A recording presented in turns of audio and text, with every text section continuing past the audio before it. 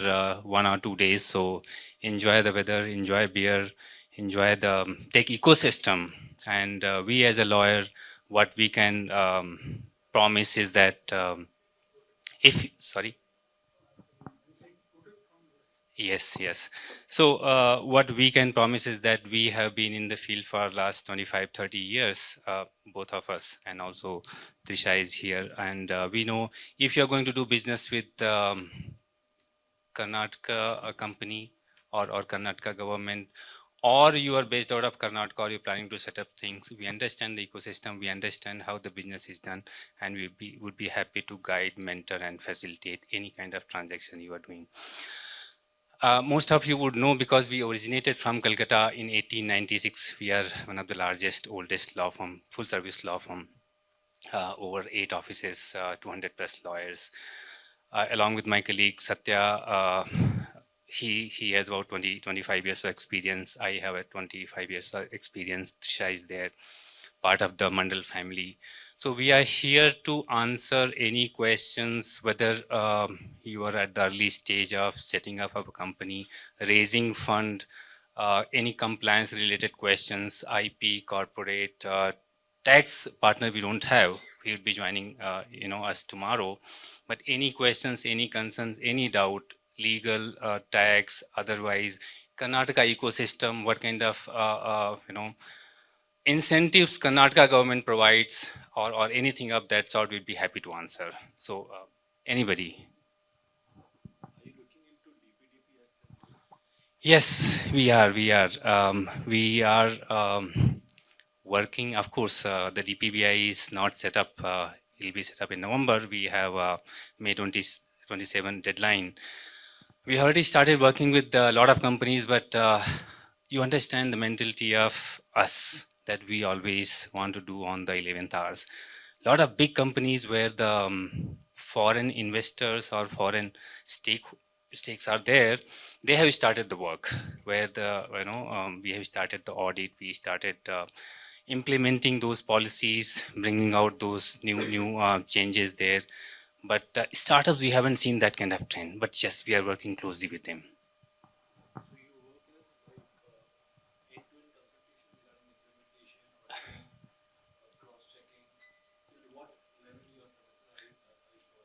So, barring giving any tech tool, whether it's what you call consent management tech tool or any ongoing privacy data tool, we provide all advisory. Starting from the audit, doing the gap analysis, finding all the issues, whatever is required in order to comply with the requirements, preparing all the policies, looking at all those agreements, whether in-house agreement, external agreements, or partners, vendors, or whatever is needed, adding those clauses. So, end to end.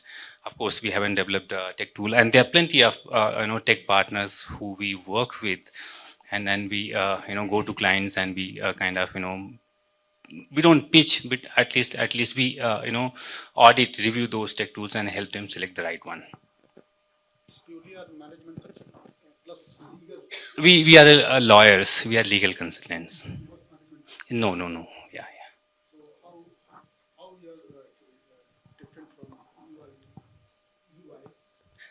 They are auditors. They are auditors. They are tax consultants. Of course, they do business consultancy. Not management, but business consultancy.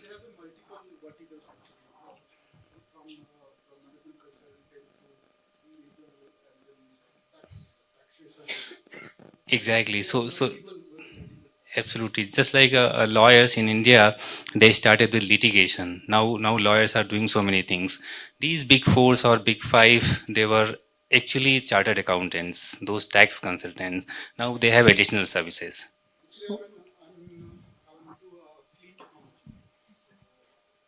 So we also have different verticals, like Santosh is heading IP team, where he's taking care of the DPDP, IP, intellectual property. I am taking care of corporate compliance and mergers acquisitions. So I'm basically lawyer, company secretary, and insolvency professional. There is a HR team who takes care of entire HR services and right from manuals to policies to terminations, etc. And there is a tax team who takes care of direct, indirect tax. Ex-Chief Commissioner Income Tax is heading the tax team here in Bangalore. Likewise, we have all tax teams in all branches.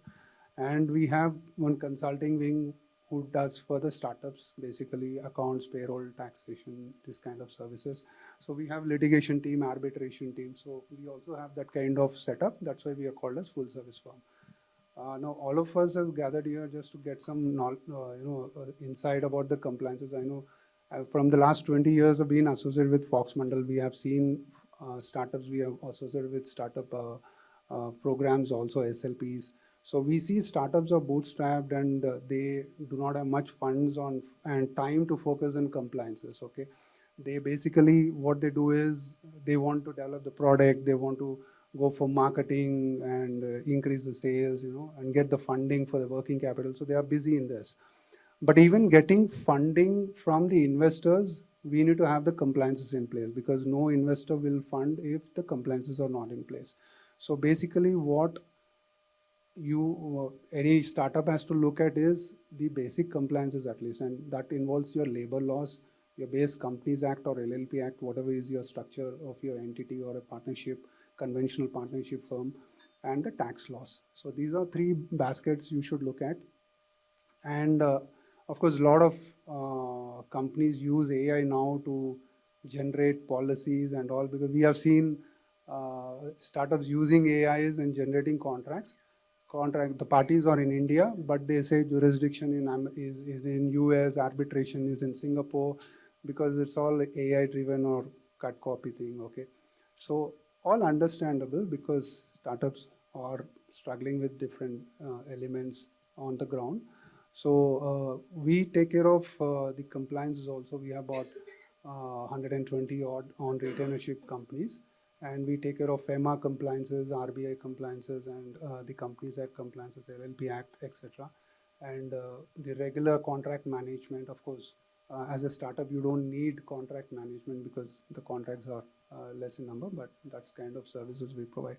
But any questions on compliances, I'm here, and IP or DPDP, Santosh is here, and in general, Trisha is also available. She's also a young lawyer here. Any questions you can ask? I have a question. I have actually two related questions and one different question. So my first question is on timeline. What is the timeline to get suppose a logo? IT question to get the logo trademark. And secondly, if someone has a genuine name, what is the timeline to get the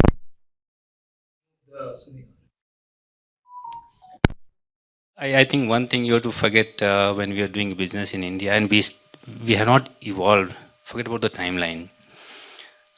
If either you go to court or you go to IP office. So even the timeline is defined, nobody follows the amount of backlogs we have.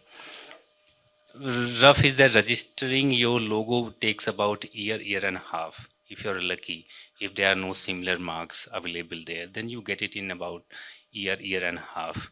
If you want to oppose somebody, or if you want to go to court to challenge that he is infringing my mark, that also depends on your luck. Also depends on which court you are going to.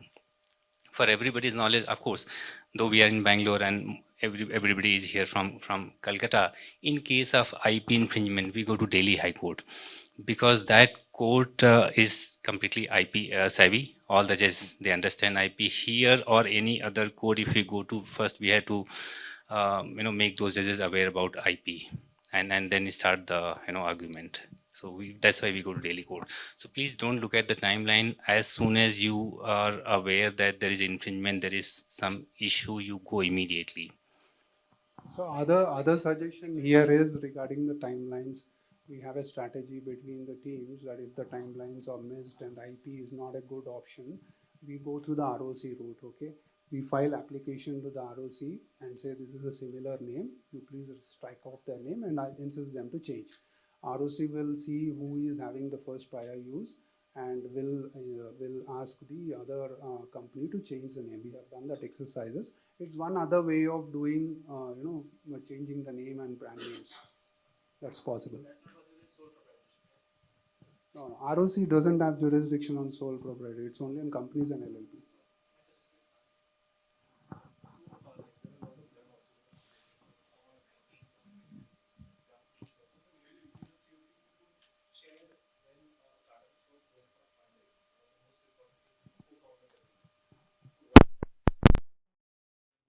young entrepreneurs should keep in mind while going for that, and challenges around that? It's a good question. See, founders agreement. Basically, what you do is founders comes together and has to, or trying to do a business together, ensure that there is no gray area left in the agreement. Okay, what I mean to say gray area is any operational wise, investment wise, shareholding percentage, how the dilution happens, exit clauses, okay, and liabilities, roles and responsibilities. So there are multiple concepts which we have to bring in there. So the co-founders agreement will typically talk of how much investments you are bringing in and what are the roles and responsibilities each co-founder will have. Like one we have seen on the slides, one is taking care of marketing, one is taking care of products, etc., etc. Then we also have to talk about the stock options into it. Then we have to talk about if the investment comes in, how we will dilute, either it is proportionate dilution. If one founder is not bringing in funds, how about the second founder dilution? So there are a lot of capital related stuff. Okay. Dividends and distribution, of course, we can always have a consideration that it's on majority people will decide when to distribute dividends or reserve this money for the next infusion of capital or working capital.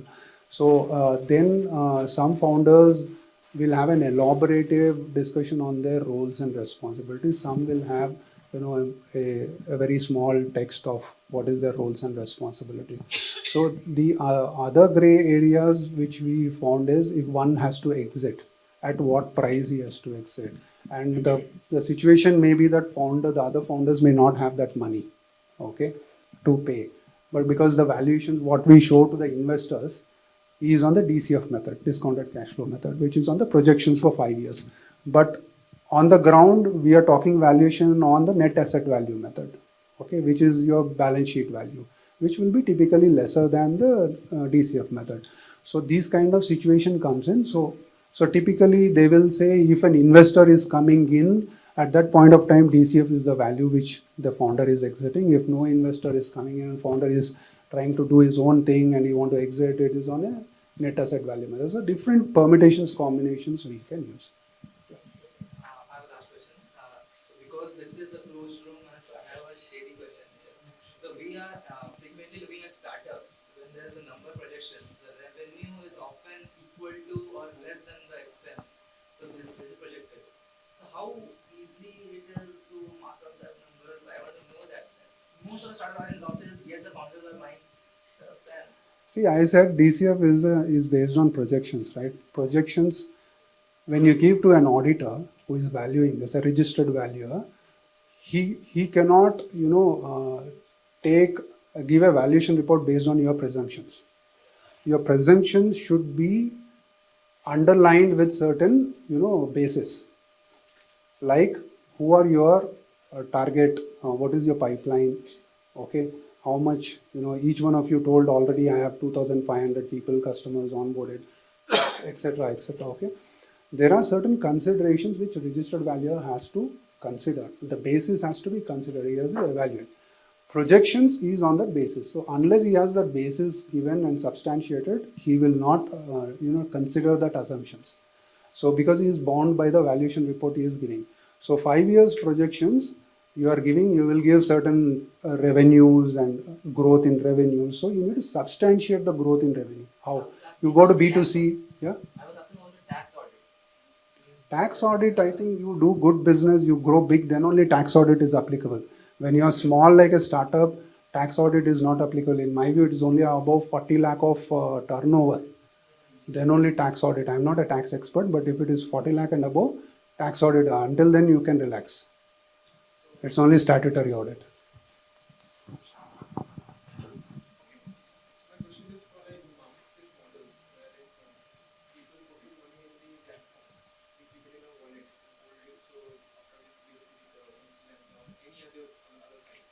So is there any compliance to hold on where we cannot do the partner with NBFCs, or what are the ways we can?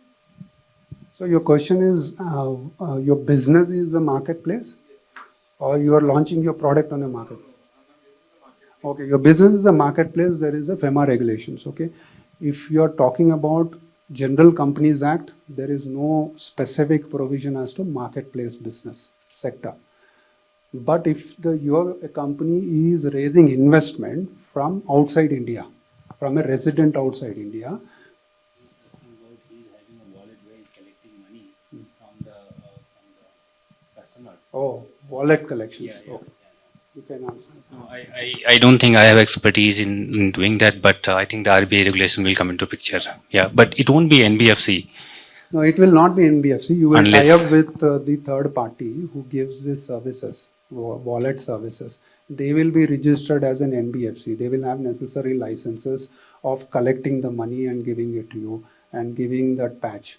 Uh, Can't we do it like this, make an advance? I'm taking advance from the customer. I'll pay my. Talking about B2B, Yeah, like in any marketplace, like I'm taking advance from you, I give it to them after provide the services or the product.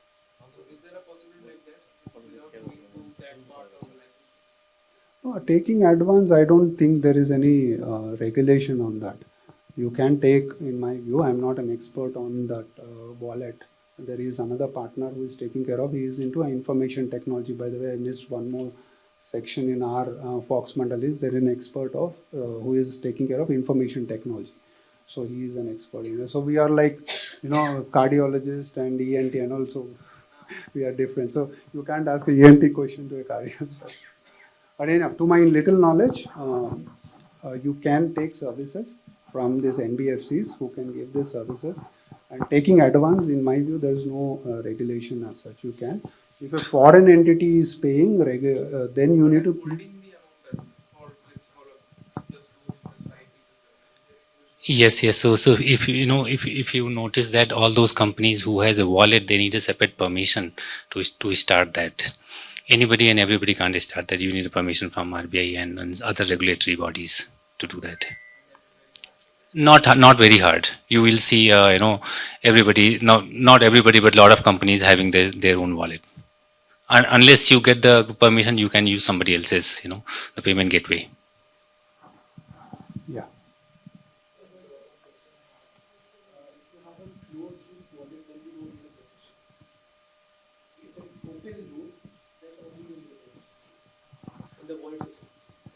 Again, we are not experts, so we can't comment. But that's the basic understanding we have.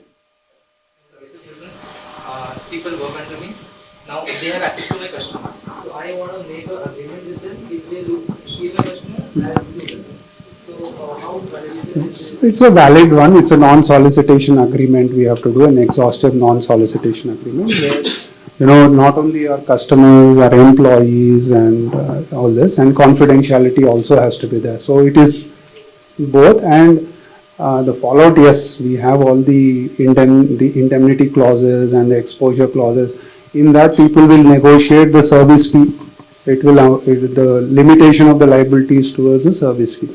That's where the lot of negotiation happens. But agreement is generally this flow, non-solicitation, and yeah. You should always, and you have to file first where the inventors reside. As per the patent law, it says that the inventor's residence country is where you have to file first. And also, if you are Indian, you have to file India, then only you can file PCT application. You can't file PCT application from China if you're an Indian. That is one thing.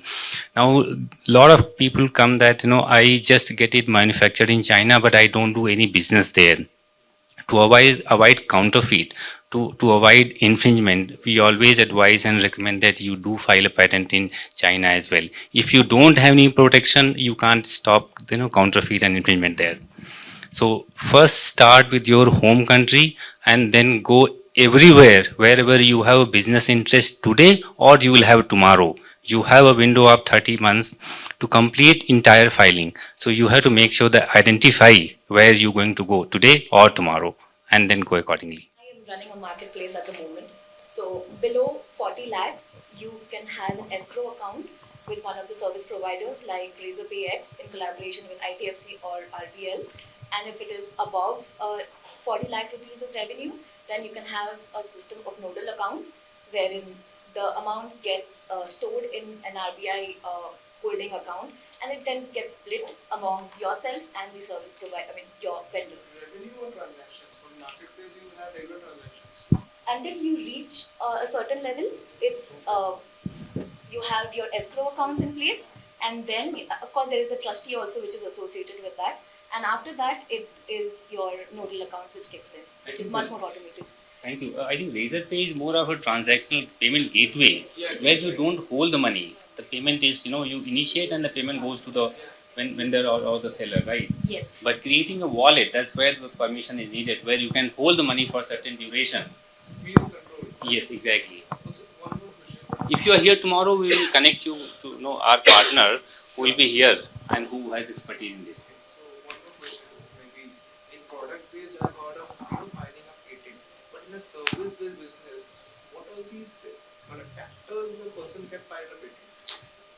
Also, we have been working for one mobile phone company, and we filed at least 12,000 plus patents. That's a mobile phone company. Mobile phones. I'm coming to that. Let me finish that. And about 80% patents are process patent, not product patent. Okay, So it's all software related patents. Though you would have heard and you would know that the software is not patentable, but how algorithm triggers certain those features to perform certain activities. Absolutely. All the pharma companies, how many molecule patents you have? Mostly it's the process patents. Same with the phone. Every phone has 10,000, 20,000, 50,000 patents. It's all process patents. So what is the average patent application fees? So simple thing, if it is a mechanical patent wherein probably we are creating some mechanical device, how to drag something, how to close, just like simple one example. If you use a staircase, you would have seen those mats and the whatever carpet on that. So I remember in my early days creating those brackets, patenting the brackets, how you hold that, and there is no kind of slipping factor involved there. So we created a bracket for that. That was a US company. So that is very simple patent.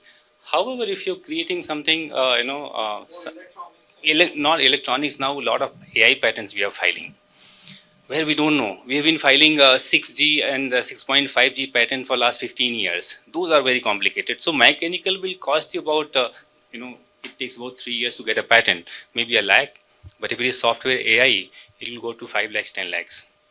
So the 5 lakhs is to be paid in one time, or there are stages like patent application and hearing? So before even the patent application, if you are working on some technology or invention, you need to know that whether this is available for me. You don't want to spend money, time and effort and going a filing application. So we always recommend that once you kind of have a basic understanding, do prior art search, do patentability search, whether there is a novelty, whether there is inventive step which you can take it forward, build product. A lot of times we have seen people have invested crores of rupees building a product with a large amount of people involved in that, and 6 months down the line, 1 year down the line, they realize that they can't do anything.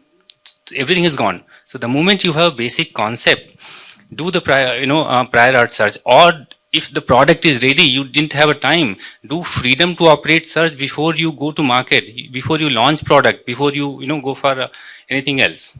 So how you do this patent search? So I'm interested in your part. I want to know how you do it. So we are building some products which are on tech, mostly combined of devices as well as software in that point of the thing. In that case, so this is a tech product, and I have seen that it is always how it is written, how it is shown. Exactly. More than that, what we are building. So how you evaluate those things? So any IP team in any law firm, you will find those patent lawyers, engineers working with that. How do we do that? We pick up a product, we pick up your invention, break it down into different components and figure out what is your invention out of that. We create a keyword out of that, and there is a patent paid database which involves all the global patents, all those literatures, published, non-published, everything, including Google one. And we do a keyword basis search. Even for a simple fountain pen, if we have to do a prior art search, with about 8 or 10 keywords, we'll find minimum 50,000 hits. So we have to start from there, narrow it down and find the closest art, comparing with those specific keywords, and then preparing a report saying that if your product has these many components, this is the closest prior art we have, and discuss and compare, and then we go about it. Yes, yes, yes. Yes, claims also, yes. So, absolutely, absolutely. Yes. So I guess you can share a number of practices how can we reach it. So we'll Yes, just yes. put some cards on the table. We'll share definitely. And we'll also be around. So we are Indian lawyers, we are Indian practitioners. We do for India, and then we work with the lawyers, patent engineers, attorneys outside. You have to pay fees here also, you have to pay fees there also. So depending on where you're filing, where you're looking for protection. The patent is jurisdictional. If you file in India, you'll get only in India. There is no international patent. So my startup working with clean tech. So my startup going to launch operation in Indonesia. So is there any relevant specific activity you can offer me related to Indonesian market? Uh, Any regulation specific? No, you're talking about setting up an entity there or a business association? Setting up an entity because Indonesian and Indian regulations. Yeah, so if you're setting up an entity there, you would probably do from investment from your company here, or you're doing from your individual name. VC have invested from Singapore. From Singapore, they are investing in India, right? Okay. So no, from Indonesia they are doing to India, or India investment is happening into Indonesia? Startup based in India. Yes. From the NC. Start going to operation in Indonesia. Okay. Backed by Singapore. Investment. Okay. So you will have an entity over there, correct? Not later. Yeah, we'll take offline probably. Definitely you can get in touch. We'll talk about the RBI regulations. Yes.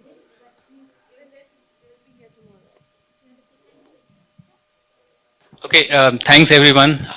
We are still here now and tomorrow also. So if any doubt, question, please feel free to reach out to us, and there'll be a couple of more colleagues tomorrow as well.